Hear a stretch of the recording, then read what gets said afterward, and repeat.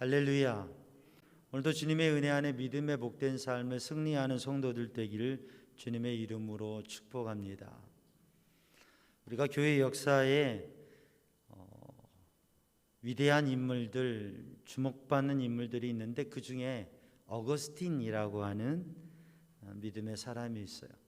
그 어거스틴은 많은 방황의 길, 또 다른 길을 지나왔는데 어머니의 기도를 통해서 그렇게 세워진 것을 생각합니다. 근데 그 어거스틴의 어머니 모니카가 어렸을 때에 술을 좋아했다고 해요. 왜냐하면 부모님이 술 심부름을 이 어린아이에게 시킨 거예요. 혹여 예전에 그 어르신들 술 심부름 막걸리 이렇게 뜨러 다녀보신 적 있으세요? 예전에는 그 흔했어요. 야, 저기 가서 막걸리 한 대 받아와라 뭐 그랬어요. 요즘 같으면 큰일 나죠.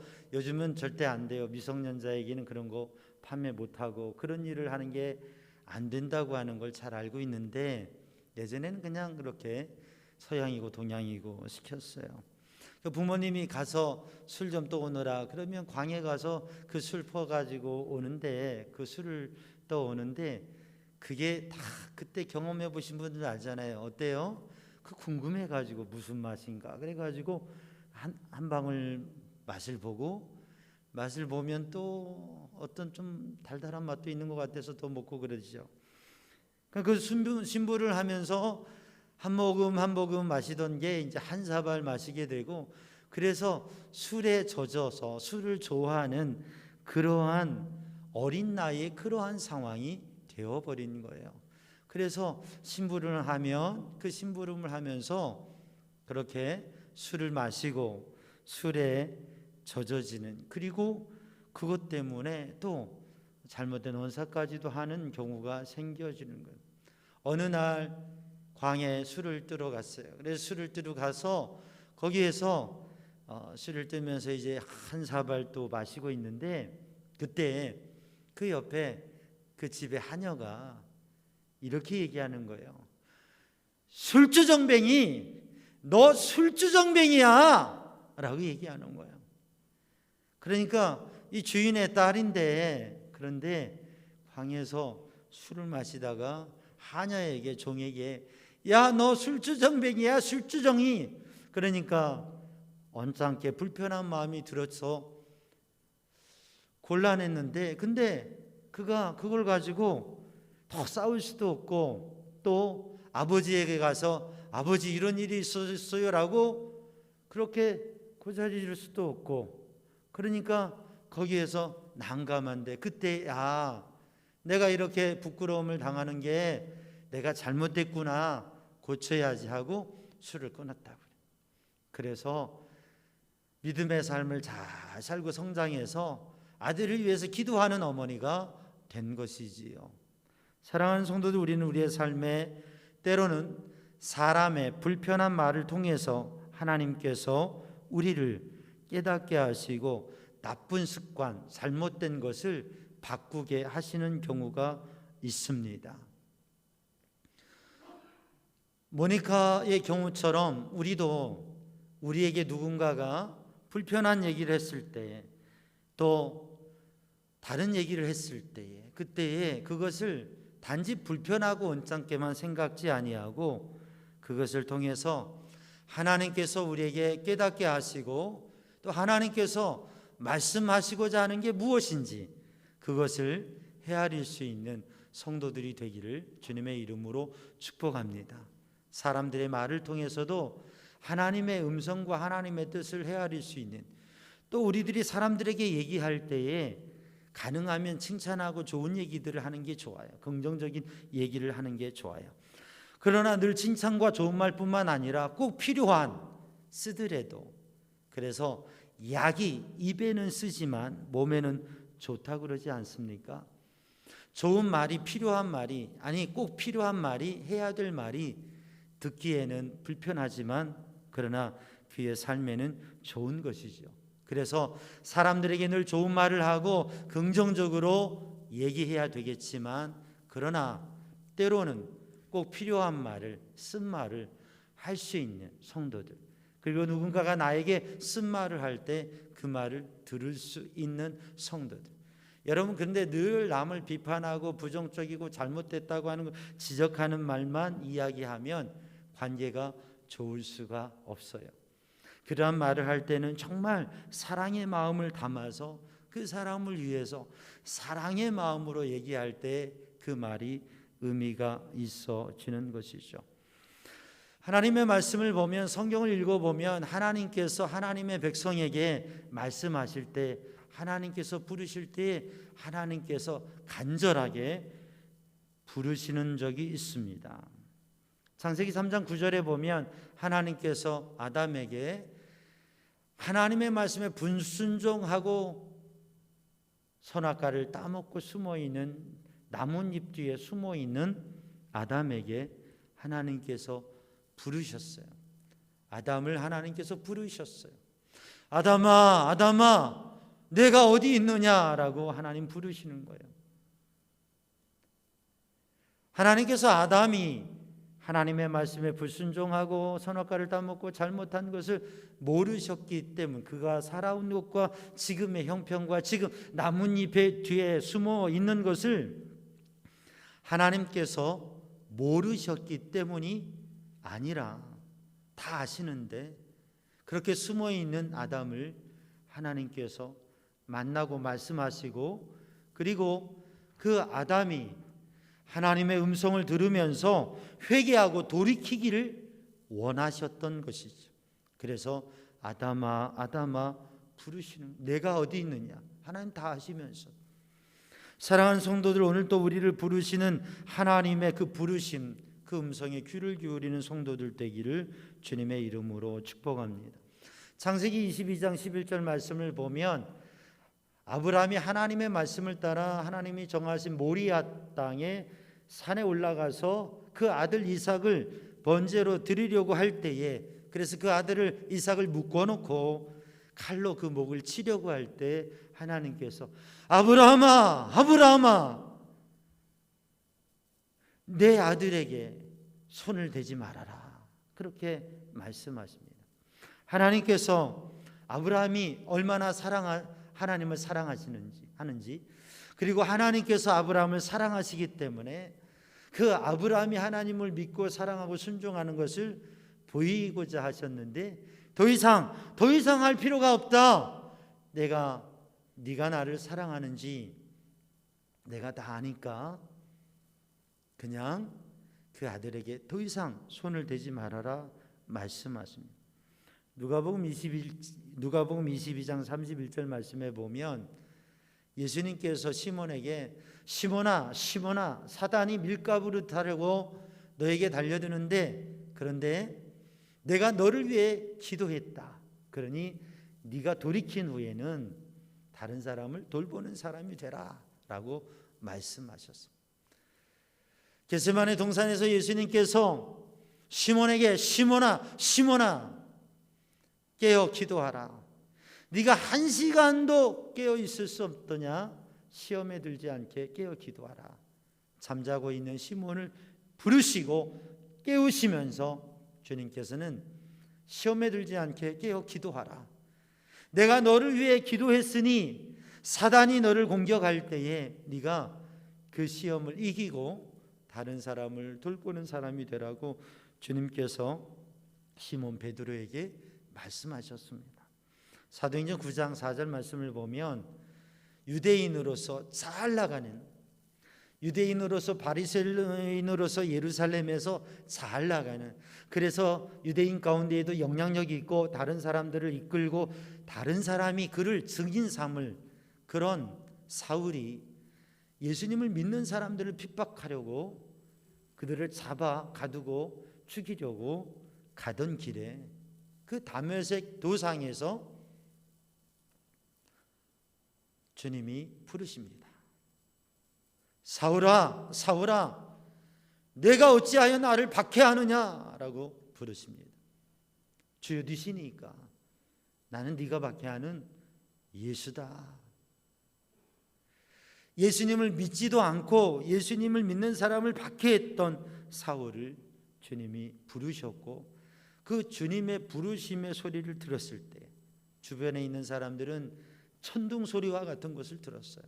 근데 사울에게는 분명한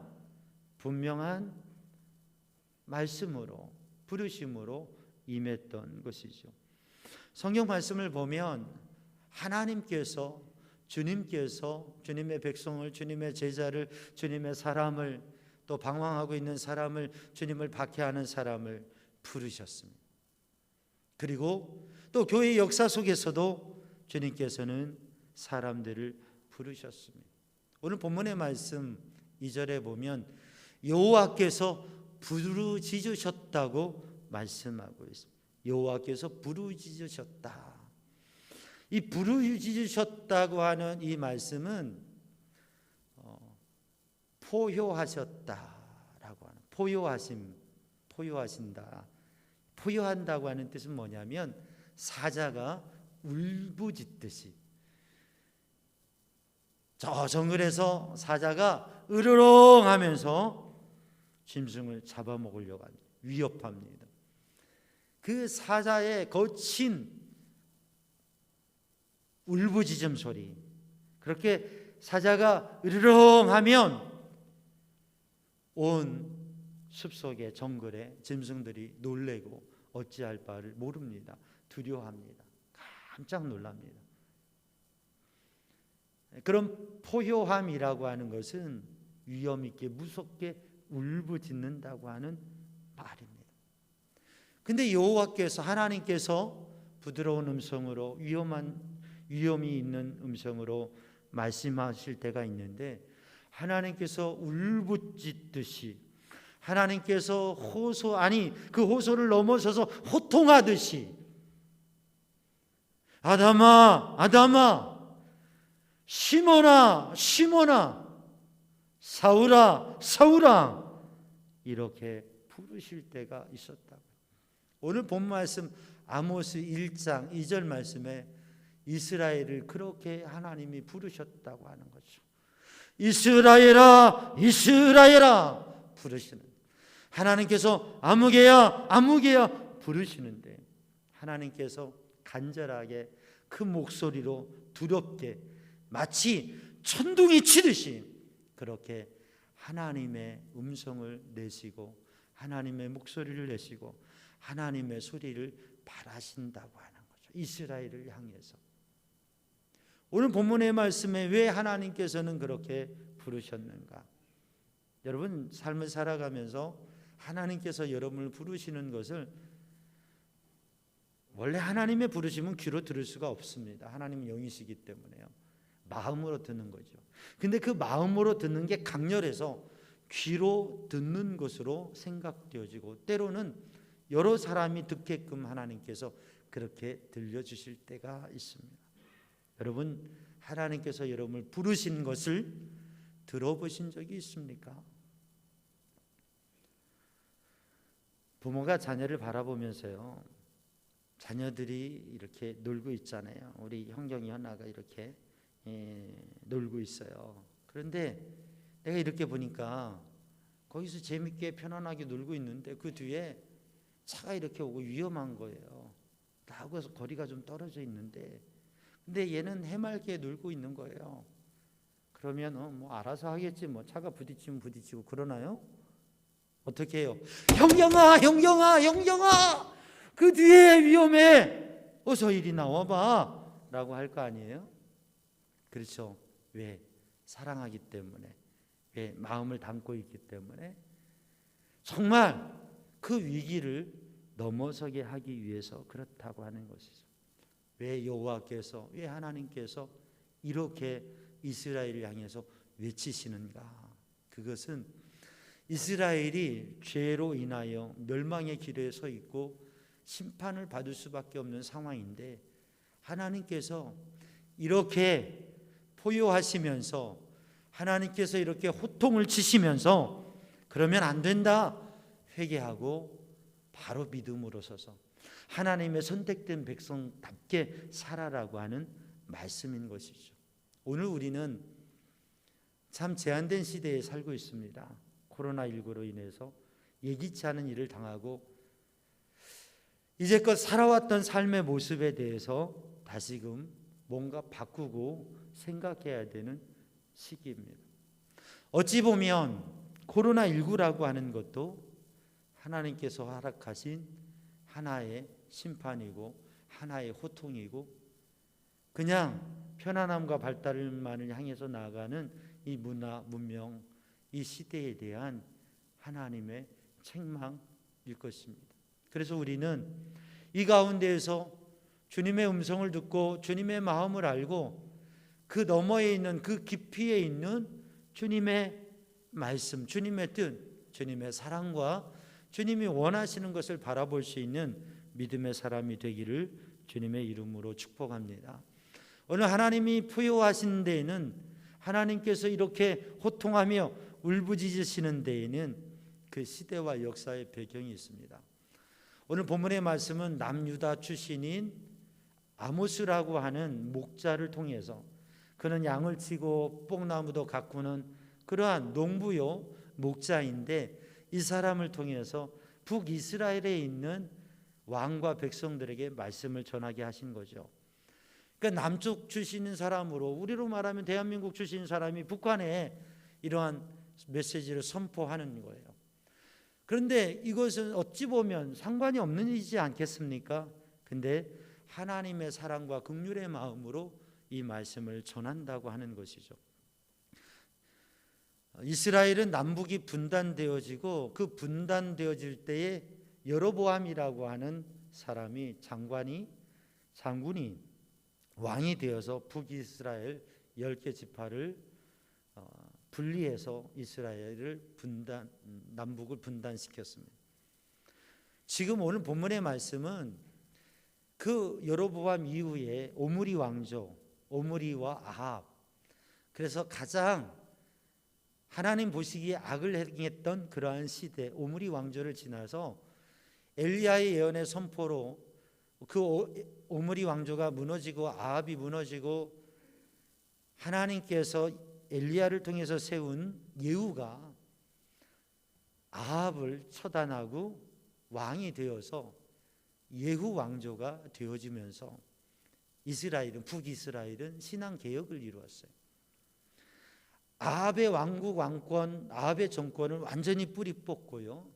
그리고 이스라엘의 우상 숭배를 없앴습니다. 그래서 예후 왕조는 북이스라엘 역사를 새롭게 하고 개혁을 한 그런 왕이고 왕조예요. 근데 예후가 이렇게 아합의 왕권을 무너뜨리고 그리고 이스라엘의 우상 숭배를 없애고 여호와 하나님을 믿는 신앙으로 엘리야가 세운 그러한 왕이니까 하나님의 백성으로서 온전한 나라를 세워가는 모습으로 우상을 없애고 하나님 앞에 예배하며 그렇게 왕권을 정치를 했는데 근데 하지 못한 게 있어요. 그게 뭐냐면 우상 숭배는 없었지만 하나님이 원하시는 대로 진정한 신앙의 삶이 아니라 원래 처음 분국을 시켰던 여로보암처럼 이 여로보암 2세는 예루살렘으로 가서 제사하고 예배하는 것을 금하고 베델과 단에서 예배하도록 했고 거기에 가짜 성소를 만들고 거기에 가짜 제사장을 만들고 거기에 예배하는 일을 계속했다고 하는 것이죠. 그러니까 겉모양으로는 개혁을 하고 겉모양으로는 바뀌어진 것 같았으나 그 중심에 하나님을 향한 믿음의 삶이 서지 않았다고 하는 것이에요. 여러분, 교회는 신앙은 종교는 정치와 분리되어야 됩니다. 신앙인들이 영적인 지도자가 정치적인 활동을 하려고 하는 것은 극히 위험한 일입니다. 물론 정치에 대해서 바로 바라보고 바로 얘기할 수 있어야 되고 관심도 가져야 될 것입니다. 성도들이 이 땅의 시민과 백성으로서 적절한 정치 활동도 하고 그리고 정치적인 영향력도 성도들이 가져야 될 것입니다. 그것은 이 사회의 시민으로서. 그러나 교회와 교회 공동체가 하나의 정치와 정파의 모습으로 정치적인 것을 앞세운다고 하는 것은 무척 위험한 일입니다. 여로보암은 하나님을 믿으면서도 예루살렘으로 이스라엘 백성들이 가서 그곳으로 가서 하나님을 예배하면 그 정치의 기반이 흔들릴까 봐서 예루살렘으로 가서 예배하지 말고 베델과 단에서 예배하라 이야기합니다. 그렇게 북이스라엘은 여로보암의 길을 이어왔고 여로보암 2세인 지금의 여로보암 왕도 그 길을 벗어나지 않고 있는 것입니다. 겉모양으로는 정치적으로는 개혁을 했으나 신앙적으로 형식적이고 외적으로는 개혁을 했으나 그 중심에는 더 중요한 것은 개혁하지 않고 있다고 하는 거죠. 또 하나, 예루살렘으로 가서 예배를 하게 되면 예루살렘으로 가서 11조도 바치고 예루살렘으로 가서 제물을 바치고 예물을 바치기 때문에 북이스라엘의 재원이 남유다로 가게 되어지는 거죠. 그러니까 예루살렘에 가서 제사를 드리지 말고 예루살렘에 가서 11조 하지 말고 바로 여기에다가 바로 단에다가 베델에다가 바로 북이스라엘에다가 11조도 하고 제물을 드리고 하나님 앞에 드리는 거룩한 예물을 단지 경제적인 정치적인 그러한 수입으로 생각하고서 그러한 조치를 했다고 하는 것이죠. 그래서 여로보암 2세는 여로보암의 길을 가면서 하나님 앞에 진정한 믿음의 삶을 살지 못했습니다. 그래서 하나님께서는 그것을 책망하시는 것이죠. 그리고 진정한 믿음으로 하나님을 향한 진정한 믿음으로 서라고 말씀하고 계시는 것입니다. 사실 이 예후 왕조 이 여로보암 2세 때에는 북이스라엘 중에 아합 시대도 번영이 있었지만 이 여로보암 2세 시대는 북이스라엘 역사에 가장 흥왕했던 풍부했던 시대라고 해요. 그래서 여로보암 2세 이 왕과 백성들은 풍요함을 누렸습니다. 이 풍요함 속에서 부자들은 커다란 부요를 누리면서 모든 일들을 거리낌 없이 했어요. 사회는 부익부 빈익빈으로 양극화되어져 가고 부자들은 돈을 가지고 심지어는 사람도 팔고 사고 여름궁, 겨울궁, 별궁을 두고 그렇게 풍부하고 부유로운 생활들을 했습니다. 가난한 이들은 하나뿐인 겉옷을 저당 잡히면서 생계를 이어가는 그러한 아픔의 삶이 있었어요. 풍요로운 시대에 부가 공평하지 않게 양극화의 현상이 되어지면서 사회적으로는 아픔과 갈등이 심해졌습니다. 그런데 왕과 권력자들과 부귀를 누리는 사람들은 그 부귀에 젖어서 그 권력에 젖어서 귀를 열어두지 않고 듣지 않는 것입니다.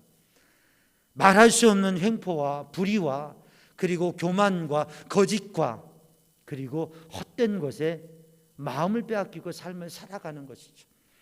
그래서 하나님의 말씀을 전혀 듣지 않는 겁니다.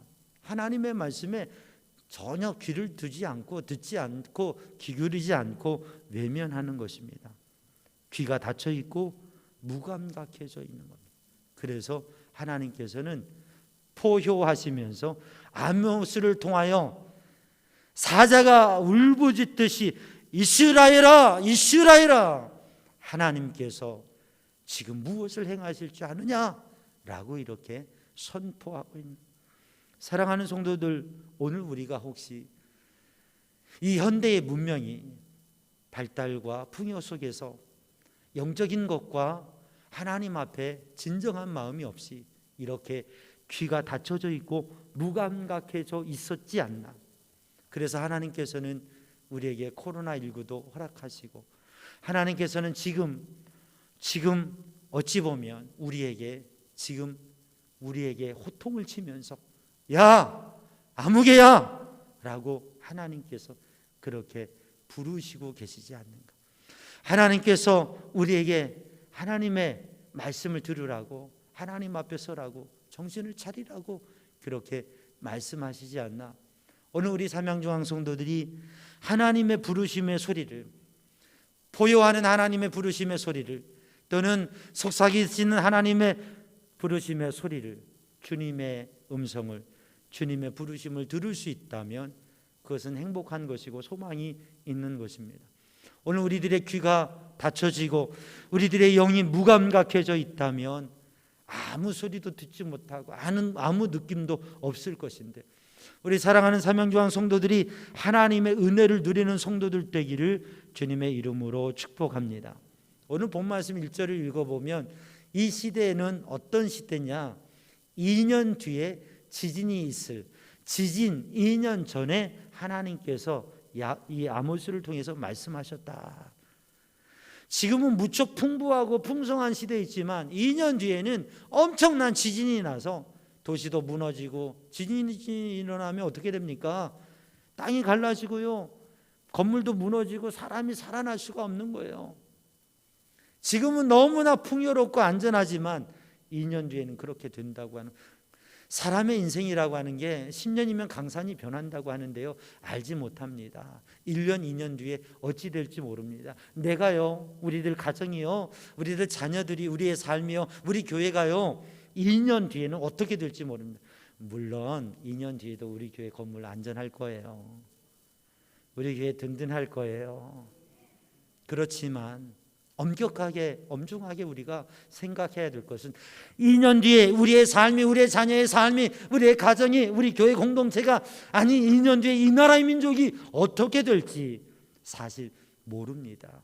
오늘 하나님께서 포효하시는 음성으로 말씀하시는 것은 너희가 2년 뒤에 큰 지전이 있을 것인데, 너희가 2년 뒤에 심판이 있을 것인데, 너희에게 지금 위기가 앞에 있는데 너희들이 지금 이렇게 살 때가 아니다라고 말씀하시는.